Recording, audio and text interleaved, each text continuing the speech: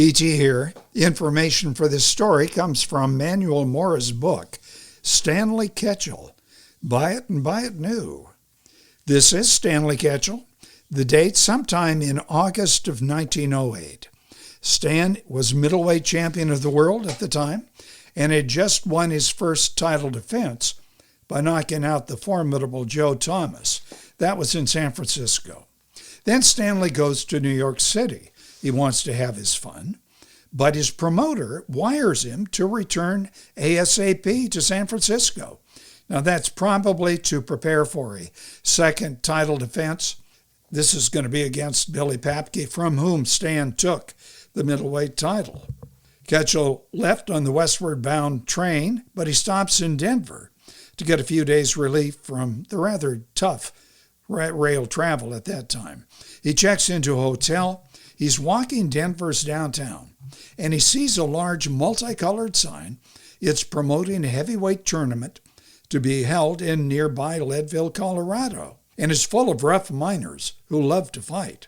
And by the way, it's the spot where Kid Blackie, you may know him as Jack Dempsey, would make some of his reputation. Ketchel took the train over the mountains to Leadville, and he worked hard just to convince the promoter, who had no idea that this skinny young man was Stanley Ketchel, to convince him that he could hold his own against large heavyweights. Finally, the promoter says, "All right, you dumb kid, go on, get your brain splattered around the ring. Maybe that will teach you a lesson." Now, all this, despite the fact that Stanley appears much taller and heavier than he actually was. Before he'd gotten to Leadville, Stanley had gone to a shoemaker, had extra heels put on his boots, and he then went to hardware to get some lead weights, 2 10-pound bars to put in his pockets.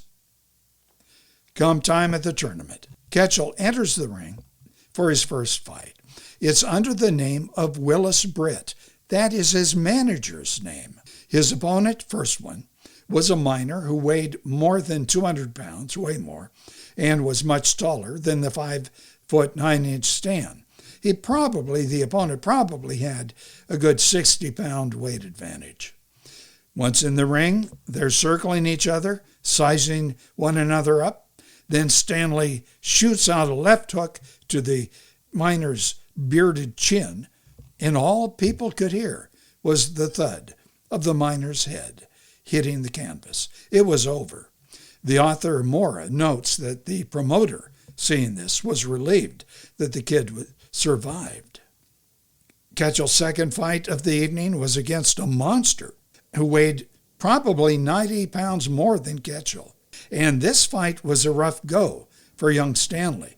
At one time, the miner picks up Stanley. He's about to slam him into the canvas, but the referee intervenes. But the remaining rounds were really tough for Stanley. By round 4, he is bleeding badly. One eye is swollen shut. But again, he lands that left hook, putting the opponent down for good. The crowd again stunned. His third and final bout was against another winner in the tournament, and it too was a bloody affair. But the one-eyed Ketchel won again by knockout. After the tournament, Ketchel met with the promoter, collected his $40. By the way, that is over $1,000 in 2025 money. And he's getting up to leave, Stanley is. But the promoter grabs his arm. "Damn, kid, stick around for a while. You're a big hit. I'll give you $60 a fight. How about it?"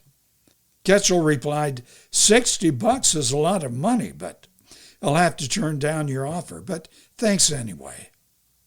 Ketchel soon boarded the train to San Francisco, but not before he wired Britt half of his winnings with an explanation of what happened in Leadville, whose residents had no idea that the skinny kid who dispatched the region's toughest brawlers was in fact Stanley Ketchel, middleweight champion of the world.